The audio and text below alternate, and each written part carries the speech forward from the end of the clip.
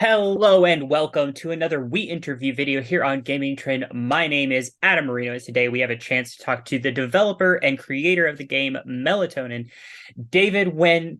Welcome. Welcome so much. Thank How you are for you having doing? me. I'm doing great. How are you? I'm doing absolutely fantastic. Now, let's go ahead and jump in. The trailer, you guys can see it already. It looks so cozy, so creative, and a different take on the like rhythm game genre. But the question that we have is you've created a cozy and unique spin on the rhythm-based games with Melatonin. What was your original inspiration to create a game like this one?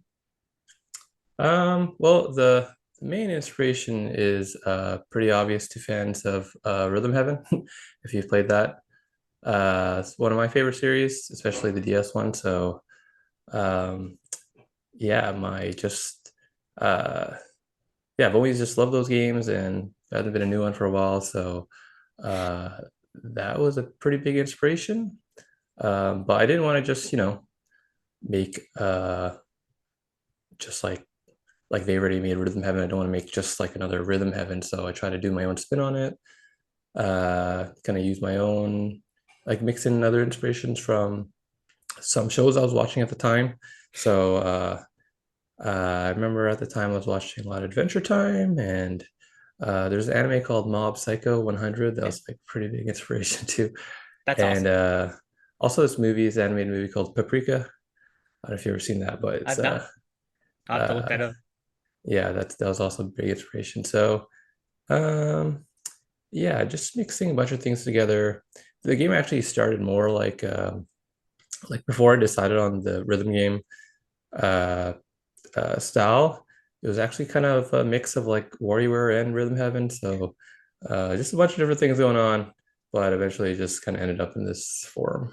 That actually leads perfectly into my next question because I love the aesthetic of the game and the gameplay that I've been able to see. It kind of gave me WarioWare vibes when I was looking at it.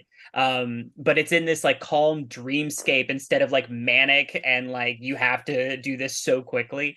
Was there a rule to never work on this game angry? Like, how did you handle creating such a calm dreamscape to run through on a day-to-day basis when game creation is stressful? There's a lot of stuff that goes into it. How did you keep yourself in this vein of I have to make sure this is cozy, I have to make sure that this is fun, I have to make sure that this is this dreamscape that I'm trying to build?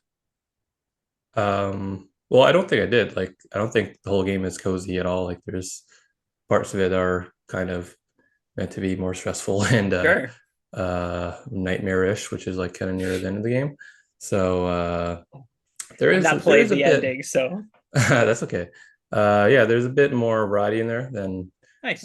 just the cozy vibes. I think even the first chapter, the music, a lot of music there is kind of more uh, upbeat, and the second chapter is pretty high tempo and a bit more like meant to be more uh, getting you pumped up with adrenaline and Yeah. stuff. Uh, the third chapter was definitely the cozy one. It's more like laid back music and pretty low tempo stuff.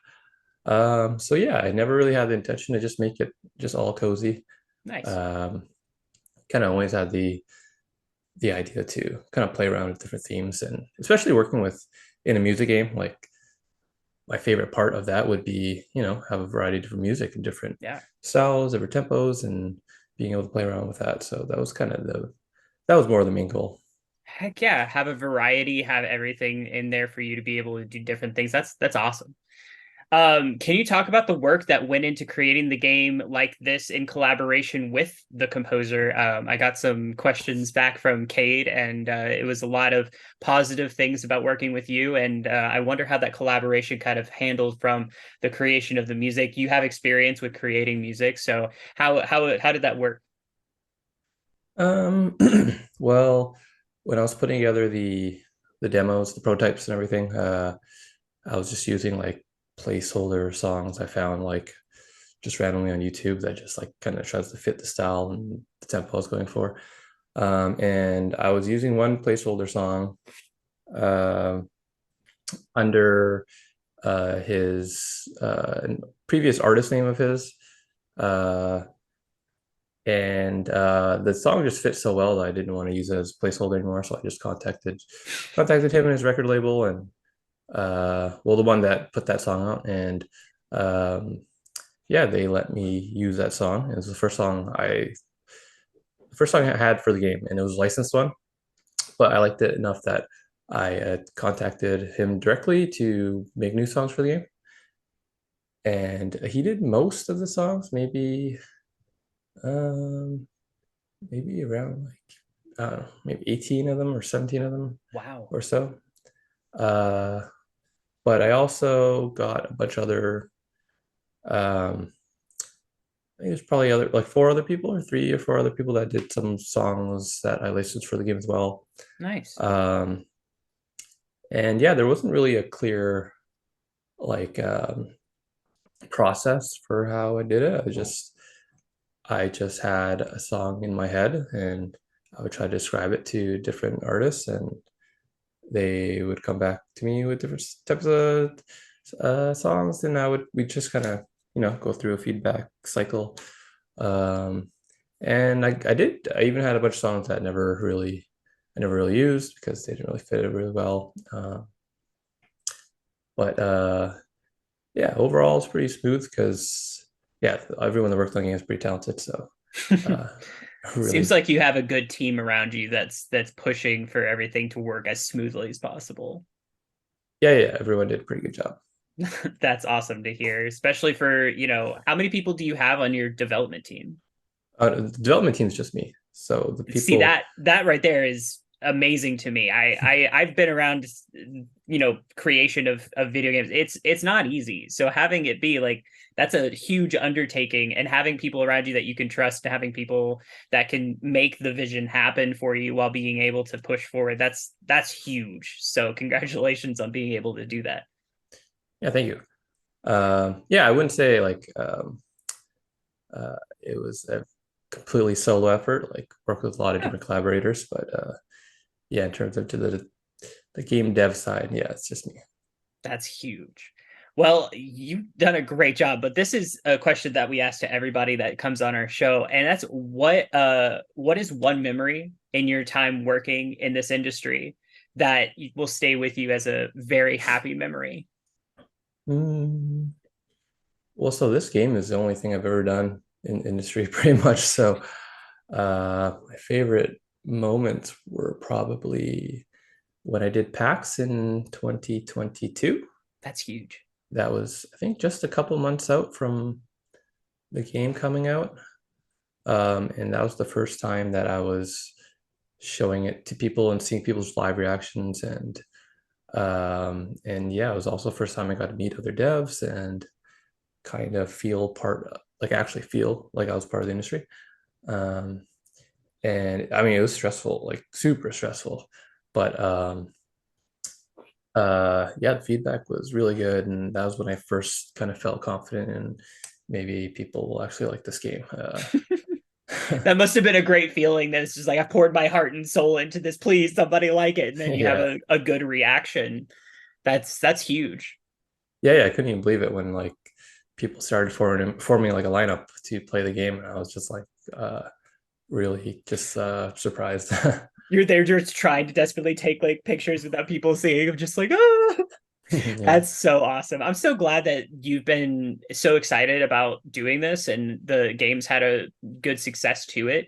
And it seems to bring that joy that you had of those older style games that you really enjoyed and make it your own and make it new and make it with your inspiration. So that's really amazing to hear.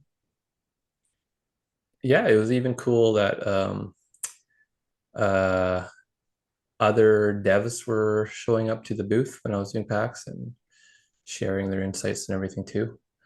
Um, yeah, it just feels good to meet other devs. That's awesome. Well, I appreciate you taking some time to talk to us. People can find your game. What platforms can people purchase it on? It's on Steam, Nintendo Switch, and PS5. Fabulous. And where can people find you on social media? Where can people follow Half Asleep on socials? Um, uh, Twitter or X or whatever, and Discord server. You can find that all on the website, Games. And also need to shout out the vinyl record I did with iam8bit. So that's up on iam8bit.com right now. So Hearing this check on that out. vinyl is probably going to be crazy.